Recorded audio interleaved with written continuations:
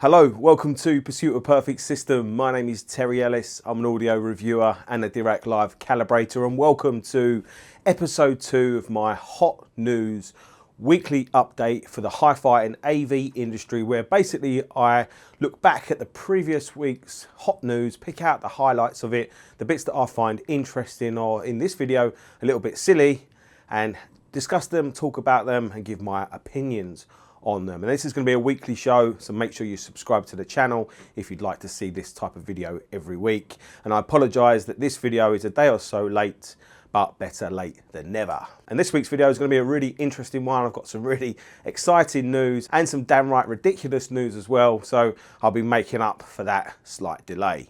So let's start the news with something really exciting. REL Acoustics, the subwoofer company that we all know and love, and we've probably all owned at least one REL subwoofer in our lifetimes. Last week they announced something that they class as very special. One of REL's range of subwoofer is the Serie S, or the Serie S. Serie S?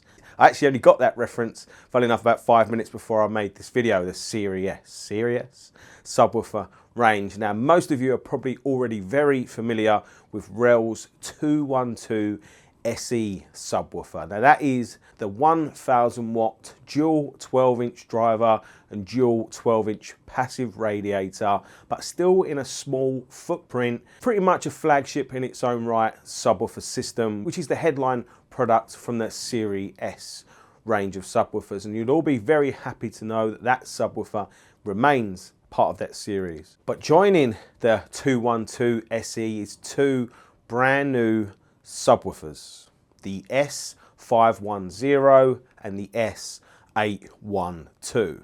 Now, REL have said these two subwoofers represent the biggest leap in performance that they've ever achieved from subwoofers in this sort of size and price category. And they're also really very excited about the quality of these subwoofers, and I know that because I've spoken to them about it and they're really keen for me to hear them. And anytime a manufacturer is really keen for me to hear their products, it normally means they've got something special on their hands. I know I'm really excited to hear them, but before I do, I've got to say, from a purely cosmetics point of view, I think REL have done an amazing job of making what is otherwise a square box look really sexy. And I actually thought the Serie S, the S part of that, actually stood for sexy. I think REL have very cleverly incorporated just a few visual touches which really modernizes the look of these subwoofers, really brings them up to date and really makes them stand out in a very crowded and competitive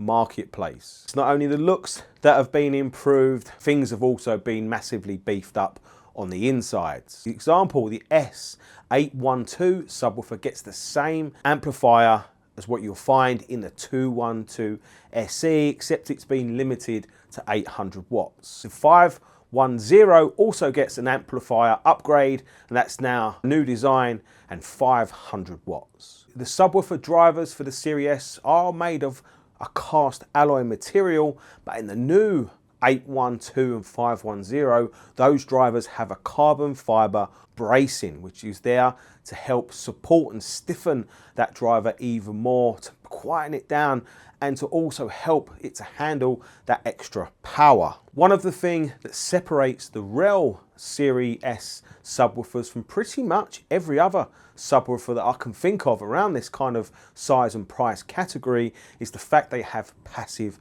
radiators built into them. And with the two new subwoofers, that passive radiator has been improved to have an extra 8mm of linear travel. To some of us, I mean some of you, an extra 8mm would be more than enough to make a significant difference. One of the main reasons an audiophile might buy one of these subwoofers is because it has REL's very famous high-level wiring, which means you can use these subwoofers as part of a stereo setup or with a hi-fi system, and then obviously all these extra power and features and output and passive radiators help them double up to become, you know, really high performance home cinema subwoofers. So they are kind of the jack of all trades, the all-rounder subwoofer, or really for the audiophile that wants it all. Now with these two new subwoofers, the high pass filtering has been improved further than on previous designs. It's what REL are calling their perfect filtering, and they say it allows for a more musically natural performance from the subwoofer over high level. So it's very exciting. I'm sure that'll be great news to a lot of you. I think great news to a different group of you is the fact that there are no longer feet or spikes used with the Serie S subwoofers. Instead, we've got the RELs, those RELs that we first saw on the new home theatre range of subwoofers from REL, something like the 1508 Predator subwoofer, which means that these new Serie S subwoofers can be stacked. Now you can have full arrays of these subwoofers for some serious bass heaven for you and some serious bass hell for your neighbours. I think what's great about these new REL subwoofers is their price tags. They've stayed pretty close to the prices of their outgoing models. The S510, which is a 10-inch main driver, a 12-inch passive radiator and 500 watts, as I mentioned, is priced at £1,799. And then its bigger brother, the S812, which is a 12-inch main driver with a 12-inch passive radiator and 800 watts of power, is priced at £2,299. So really good price points for these new subwoofers. It's great that companies like REL that have been around for as long as they have are still innovating, are still pushing and still developing new and exciting products for us to enjoy. So what do you think of these new REL subwoofers? Leave your comments down below, get stuck in and let's discuss it. Moving on to some news which I think is damn right ridiculous. This news I first saw on the AV Forums website and I've seen it on different websites since, so this must be some kind of press news that's gone out to different websites. The 8K Association, a group of industry professionals that are responsible for bringing us the specifications for 8K television. Now they had a meeting and they decided upon a specification for 8K TVs to give the best performance, and they gave out a specification that's needed. It needs 8K, it needs 24, 30 and 60 frames per second. It needs 600 nits of brightness for HDR and it needs HDMI 2.1. So I read this news and I sat there thinking to myself and I thought, this is just bloody ridiculous. The 8K Association has got together and all they've really given us is the same specification as 4K but with 8K. Obviously HDMI 2.1 is semi-new. HDMI 2.1 is already on some LG TVs and you need HDMI 2.1 to be able to deliver proper 8K. So it's not really anything new there. 24 frames per second, 30 frames per second, 60 frames per second. I mean, come on, that is what TVs do now. HDMI 600 nits for brightness, is that really exciting? I don't think so. That's what pretty much all OLED TVs do now. And then 8K resolution. So fundamentally, they haven't decided on giving us anything. And I wonder how long it took them to make that decision. I wonder if they booked out a 3-day conference to decide that, broke that spec up in the first 10 minutes and had a 2-day and 8-hour jolly down the pub. If that's the case, how do I get myself a job with the 8K Association? Because it sounds like about the best job in the world. How bloody ridiculous. PrimaLuna, the company famous for their tube-based products, have released about 27 new hi-fi components. Well, 13 to be precise. And obviously they're all tube-based, with one of them possibly being quite an interesting one, but I'll bring that one to you at the end.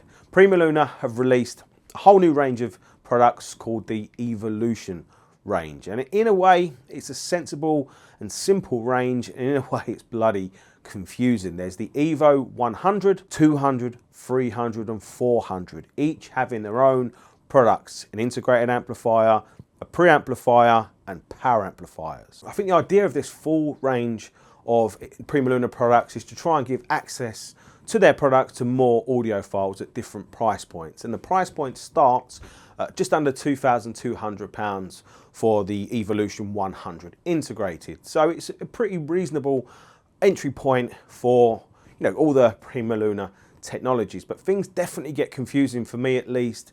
You know, what's going to separate the integrated amplifier 100 and 200? How much difference can there really be between the 100, 200, 300 and 400? With the prices starting at 2,200 and going up to about, I think it's about 4,500 for the 400. There's not a massive difference between the entry point and the top of the range. So, you know, does it make it easier or does it make it harder having that many products for that many audiophiles? I'm sure PrimaLuna know what they're doing. I'm sure they're trying to make a product there for every price point.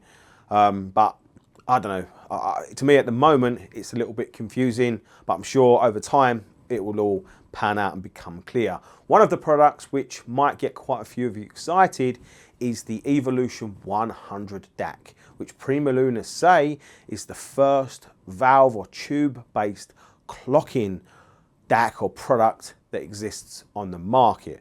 It's a really, really interesting one. How does a tube act as a clock? I'm sure we'll find out in due course. And how does this PrimaLuna Evolution DAC separate itself from other tube-based DACs on the market? I'm thinking of DACs like Lampziator. How does it separate itself? I'm sure we'll find out. And quite strangely, the Evolution 100 tube-based DAC is priced in the UK at £2,888. That's a really strange price point.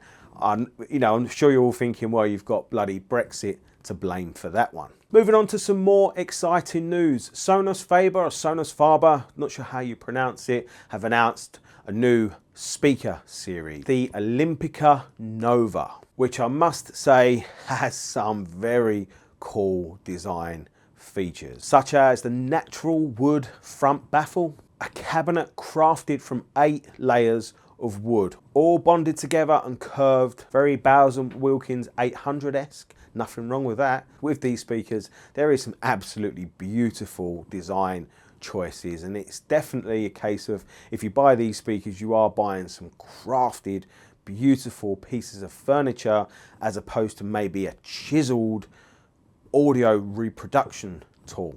And I can certainly very easily see the appeal in that, especially with Sonus Faber really pushing the message of a very natural sound. Sonus Faber, they've created an absolutely beautifully done video which is up on YouTube. All I'll say is, for the English version, spot the spelling mistake, but besides that, it's an absolutely phenomenal, really well put together video which talks about the speakers in a lot of detail, and I'll link that video down below and suggest you go and watch it. It's really, really well done. There are 7 different speakers in the range. That includes 2 different center speakers and an on-wall speaker for home cinema duties. Then there is 1 stand mount speaker and 3 different floor stander speakers. The price point starts around £6,000 for the stand mount and goes up to just under £15,000 for the flagship Olimpica Nova 5. What did you think of this week's news? What do you think of the new REL subwoofers? What do you think of the new PrimaLuna amplifiers and those Sonus Faber speakers? Are you going to be buying yourself a stack of these new REL subwoofers, using it in a system with some new Sonus Faber Olympicas, and then powering it all from some PrimaLuna tube-based amplifiers? That would be some killer system, wouldn't it? And if you do buy all that stuff and have a system of it, let me know, because I'll be coming for a listen. Hope you've enjoyed this video. Don't forget, this is going to be a weekly event, so if you want to see more of these videos, make sure you subscribe to the channel and hit the notification bell so that you get a reminder and a nudge every time the new video goes live. Please make sure you go and visit our website. We really appreciate the support from you doing that. Hope you've enjoyed this one, intended to be a bit more light-hearted, and I'll be seeing you all soon, that's for sure. Thanks for watching, thanks for joining me. Take care.